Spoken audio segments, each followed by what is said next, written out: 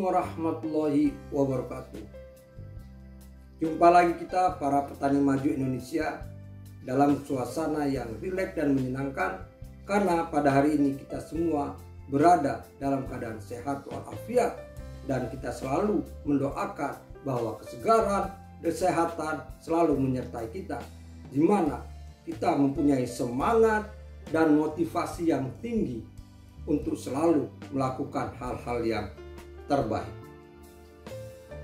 Dalam pertemuan kita kali ini, kita kembali akan memenuhi permintaan dan menjawab beberapa pertanyaan.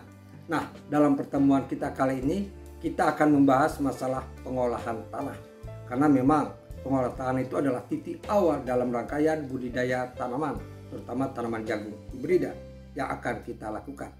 Kita semua mengetahui bahwa dalam rangkaian pengolahan tanah itu terdiri atas 3 jenis. Yang pertama adalah pengolahan tanah tanpa diolah atau TOT, tanpa olah tanah atau no tillage. Yang kedua adalah pengolahan tanah minimal atau minimum tillage. Dan yang ketiga adalah pengolahan tanah maksimal atau maksimum tillage.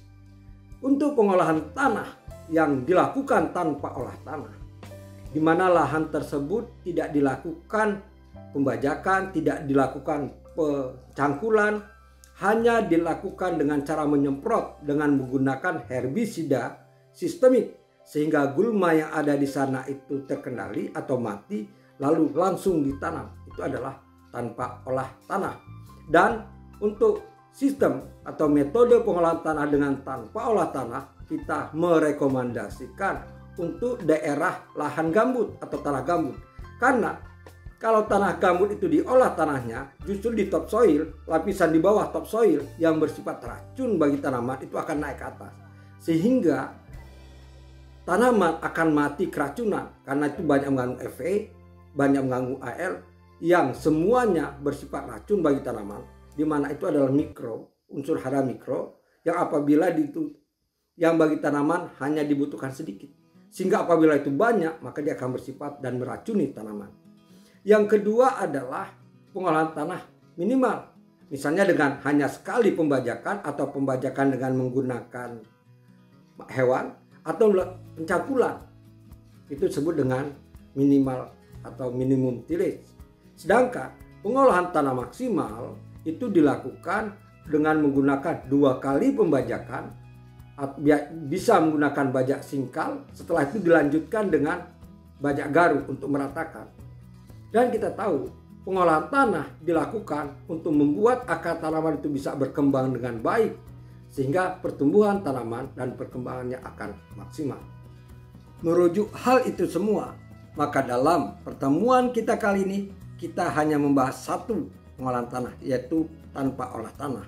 Mungkin selanjutnya akan kita bagaimana budidaya tanaman jagung untuk pengolahan tanah minimal serta pengolahan tanah maksimal atau maksimum tillage. No tillage, yaitu budidaya tanaman jagung hibrida dengan tanpa pengolahan tanah. Budidaya jagung atau Zea mais mempunyai wilayah adaptasi yang cukup luas, mulai lahan subur hingga lahan marginal.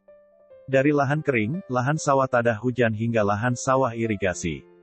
Dan dari dataran rendah, dataran menengah, sampai dataran tinggi. Secara nasional, pengembangan jagung pada lahan kering menempati urutan terluas.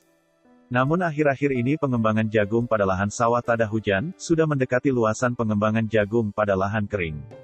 Diiringi dengan pengembangan penanaman jagung di lahan gambut, rawa, dan area pasang surut. Serta intercropping dengan kelapa sawit pada pertanaman yang belum menghasilkan atau TBM.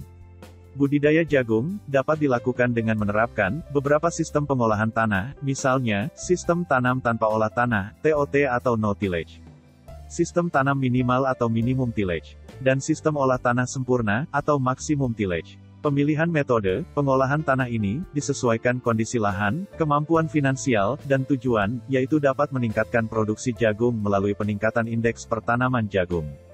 Misalnya, untuk lahan penanaman tanah gambut, pengolahan tanah dilakukan dengan sistem tanpa olah tanah. Karena kalau lahan gambut dilakukan pengolahan tanah, baik minimal maupun maksimal, justru kurang bagus. Karena proses pembalikan tanah dan pemerataan, bisa membuat tanah bagian bawah yang bersifat racun, bisa naik ke permukaan tanah, dan akan merusak pertumbuhan tanaman jagung. Dalam kajian kali ini, kita akan membahas tutorial berupa budidaya tanaman jagung bibrida dengan tanpa olah tanah, TOT, atau no tillage. Penerapan sistem tanam, TOT memiliki efisiensi waktu 15-20 hari bahkan 30 hari. Dengan demikian penerapan sistem TOT pada jagung sangat efektif diterapkan pada daerah bercurah hujan pendek. Untuk mempercepat waktu tanam jagung, segera setelah panen padi, pada lahan sawah tada hujan, dapat memanfaatkan sisa air tanah, sehingga menghemat biaya pengairan. Penerapan teknologi tanpa olah tanah, pembersihan lahan dari gulma, tidak dengan pengolahan tanah, melainkan dengan menggunakan herbisida sistemik. Dengan demikian tekstur tanah tidak terganggu dan kelembaban tanah lebih stabil mendukung pertumbuhan tanaman. Penerapan sistem tanam jagung, dengan tanpa olah tanah, bertujuan untuk mengurangi biaya produksi dengan tidak mengurangi hasil pipilan kering. Mempercepat waktu tanam jagung setelah panen padi, sehingga sisa air tanah dapat dimanfaatkan untuk pertumbuhan tanaman jagung.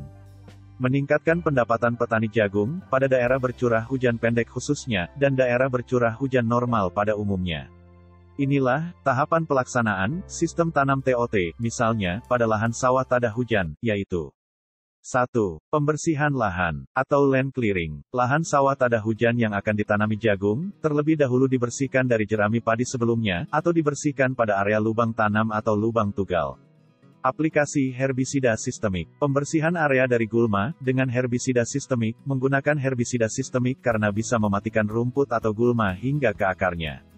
Takaran bahan aktif herbisida per liter air tercantum pada label pembungkusnya. Dosis herbisida yang digunakan tergantung ketebalan rumput atau gulma.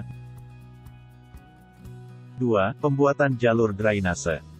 Sebelum penanaman dimulai pada lahan sawah tada hujan, terlebih dahulu dibuat jalur drainase atau saluran irigasi keliling lahan, dan saluran memotong lahan, setiap jarak 2 meter. Saluran tersebut berfungsi untuk mengairi tanaman bila kekurangan air. 3. Penanaman. 1 minggu setelah penyemprotan rumput atau gulma, dilanjutkan dengan penanaman di atas bedengan tanam selebar 2 meter, biasanya akan diperluas 3 baris tanaman. Boleh dengan sistem konvensional, yaitu dengan menggunakan jarak tanam 75 x 20 cm. Atau bisa juga dengan sistem jajar legowo. 2:1. Penanaman dilakukan dengan tugal atau menggunakan planter dorong, 1 benih per lubang. Selanjutnya lubang tanam langsung ditutup dengan pupuk keandang.